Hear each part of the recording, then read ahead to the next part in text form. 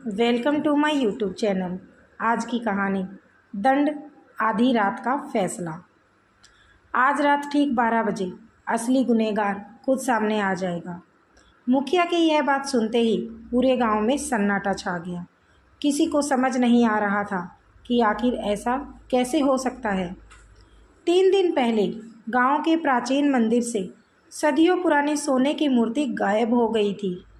Police आई, तलाशी हुई, लेकिन चोर का कोई सुराग नहीं मिला।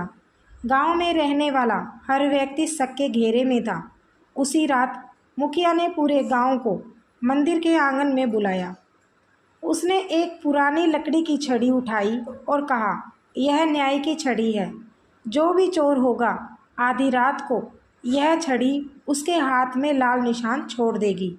यह सुनते ही लोगों के चेहरे का रंग उड़ गया।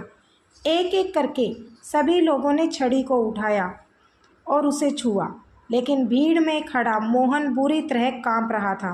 उसने डर के मारे छड़ी को छुआ ही नहीं और चुपचाप भीड़ से निकल गया। अगली सुबह पूरा गांव फिर चौपाल में इकट्ठा हुआ।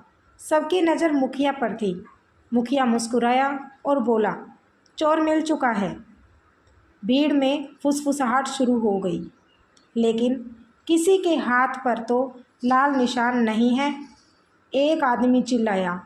मुखिया ने मोहन की ओर इशारा करते हुए कहा, यही असली चोर है। मोहन घबरा गया। आपके पास क्या सबूत है? मुखिया शांत स्वर में बोला, छड़ी में कोई जादू नहीं था। मैंने सिर्फ तुम्हारे डर की परीक्षा ली थी। जो निर्दोष थे उन्होंने बिना डरे छड़ी को छुआ, लेकिन तुम डर गई क्योंकि तुम्हें अपने अपराध का सच पता था।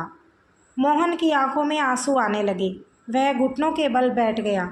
हाँ, मूर्ति मैंने ही चुराई थी। पैसों के लालच में मैं अंधा हो गया था। पूरे गांव में सन्नाटा छा गया। मुखिया ने कठोर आवाज़ में कहा, तुम्हारा दंड जेल से भी बड़ा होगा। 1 साल तक तुम गांव के मंदिर, स्कूल और तालाब की बिना किसी मेहनताना के सेवा करोगे। हर दिन लोगों का विश्वास फिर से कमाना होगा।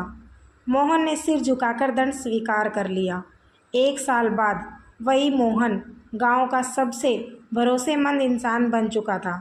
लोगों ने उसे माफ़ कर दिया, लेकिन उसने कभी अपनी गलती नहीं भूली, क्योंकि सबसे बड़ा दंड अदालत नहीं देती, इंसान का अपना ज़मीर देता है। राधे राधे।